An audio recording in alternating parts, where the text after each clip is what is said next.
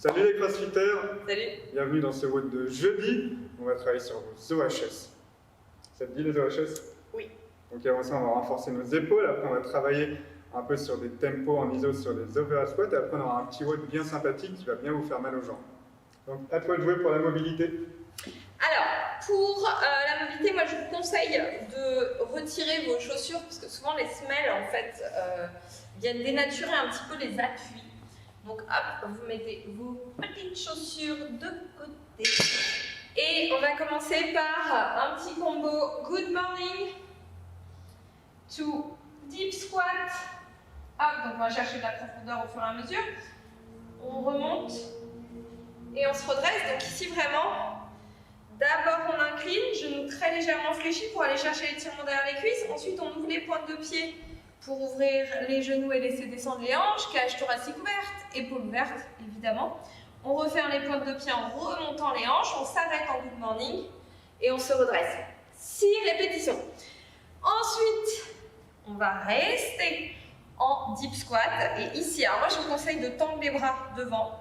On va descendre un genou, puis l'autre, faire une extension, remonter, engager les abdos pour vraiment réussir à faire une belle compression et vous redresser. Vous allez m'adorer, je sais déjà. Et on change de côté, on monte, hop, et on ramène. Donc ça demande évidemment une bonne mobilité de hanche. Si vraiment c'est difficile, au début vous vous aidez avec vos mains, évidemment. Ok?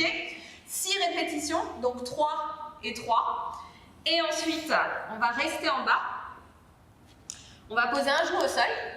On va tendre une jambe sur le côté, sur la même ligne. Et ici, dans cette position, la jambe bien tendue, le pied bien à plat au sol, on avance un peu les mains et on va venir juste descendre les coudes et remonter. Donc évidemment, plus vous rapprochez vos mains, plus ça va être difficile, plus l'étirement va être fort. Ok? Ici, on va faire 5 étirements. Donc un étirement, c'est en bas, on expire et on remonte. On en fait 5 d'un côté. La même chose de l'autre côté. Le pied derrière, c'est comme vous voulez, sachant que si vous le mettez à plat comme ceci, l'amplitude sera plus grande, la stabilité sera moindre, vous voyez. Et on va terminer par les petites ouvertures dynamiques d'épaule. Donc ici, on va garder les hanches au-dessus des genoux, bien avancer les mains et venir tout simplement expirer, descendre les aisselles vers le sol, inspirer, légèrement remonter, expire. En fait, on exerce une pression comme ceci 10 fois. Ok? Donc là, ce qu'il faut, c'est pas que vous disloquiez complètement vos épaules, vous gardez de la tension et vous allez chercher au fur et à mesure davantage d'amplitude. Et ensuite, vous reprenez du début et vous faites un deuxième tour. Maintenant qu'on est bien mobile, on va pouvoir se renforcer au niveau des épaules. Une petite routine que vous pouvez faire avant chaque session de squat snatch, de overhead squat ou même de snatch. Donc voilà, ça va permettre de renforcer vos épaules et d'améliorer votre stabilité. Donc vous allez faire 3 tours de ces exercices, 20 répétitions en élévation en Y. Donc ici, ce qui est important, c'est que l'épaule reste bien fixe, d'accord? On vient bien monter, mettre en tension les épaules, resserrer les omoplates, ouvrir la cage thoracique, 20 répétitions. Ensuite, on va garder les mêmes charges, élévation en T. On va rester dans cette position, ensuite monter le dos de la main vers le ciel et redescendre sans que le coude bouge. C'est vraiment une rotation de l'épaule. Et ensuite, on va pouvoir se redresser. On va garder les coudes à hauteur d'épaule, monter, refermer, revenir et redescendre. 20 répétitions comme ceci. Donc les charges que vous utiliserez sont des charges légères, soit des haltères des petites, 1 ou 2 kg, des petits poids, ou alors des bouteilles d'eau, ça fera aussi l'affaire. Ensuite, il vous faudra une barre. Vous utilisez, si vous n'avez que ça, une kettle ou une dumbbell et travailler à un seul bras. Du coup, il faudra doubler le nombre de séries. Donc, position overhead squat. On fait bien attention déjà à avoir un bon emboîtement d'épaule, un bon alignement, les coudes verrouillés, gainer jusqu'au bout des doigts, c'est-à-dire les poignets en tension aussi. On serre les abdos, on serre la cage, on descend jusqu'à mi-squat. On fait une pause. Là, on vérifie l'alignement, on garde l'emboîtement. On tire les épaules en arrière, on sort la cage thoracique, on finit son squat, une pause en bas. Pareil, les talons restent seuls. L'emboîtement des épaules est resté, on est actif au niveau de sa barre, en tension au niveau des épaules, on remonte jusqu'à mi-chemin, une pause, et on revient en haut. Et là, 6 répétitions, et vous faites 6 fois 6 répétitions, avec une charge modérée, d'accord? Pas une charge trop lourde pour ne pas perdre la qualité du mouvement. Et si, au niveau des adaptations, si vous n'arrivez pas à descendre assez bas, mettez des câbles sur vos pieds de manière à rehausser les talons et à améliorer votre amplitude et avoir une meilleure stabilité au niveau de votre mouvement. Ensuite, on passe au wall. C'est un AMRAP de 12 minutes où vous allez faire un overhead squat, puis un squat jump over. Ensuite, 2 overhead squat, 2 squat jump over, etc. juste à la fin du temps et jusqu'au maximum de répétitions que vous pouvez atteindre.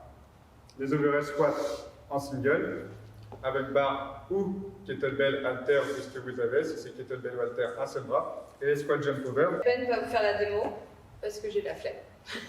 Donc vous faites un squat, up extension on saute, on réceptionne en squat et ainsi de suite. Donc attention à la réception, ne rentrez pas les genoux et amortissez bien.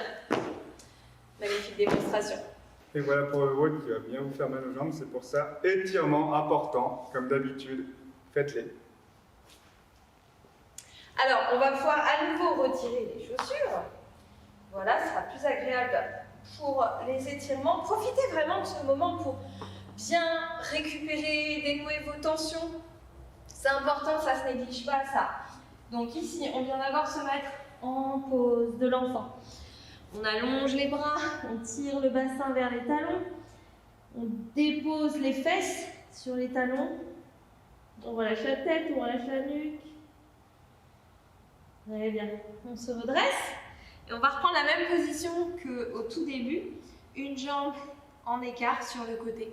Et cette fois-ci, on va faire la même chose, on va aller chercher à ramener le bassin derrière, mais en statique. Donc là, on va rester pendant quelques respirations. On va aller chercher à approfondir un peu plus l'étirement de l'intérieur de la jambe. On lâche les épaules, on n'est pas crispé sur les épaules. Vous vous redressez et là, vous allez chercher à placer votre main sur votre cheville et à tourner au maximum. Alors ici, vous faites comme vous pouvez. Pareil pour le bassin, hein. Il est à la hauteur que vous êtes en mesure de tenir. Peut-être que vous pouvez attraper vos pieds, peut-être pas du tout. C'est pas grave. Dans tous les cas, ne vous crispez pas, respirez doucement. Allez chercher le relâchement musculaire, créez-le en vous détendant, en respirant paisiblement. On revient, hop, on repose le genou sous la hanche.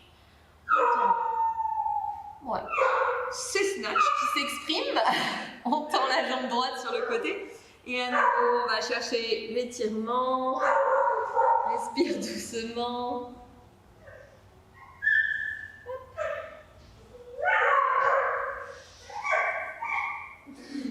Vous aimez la petite musique de fond, ça vous plaît? Ah.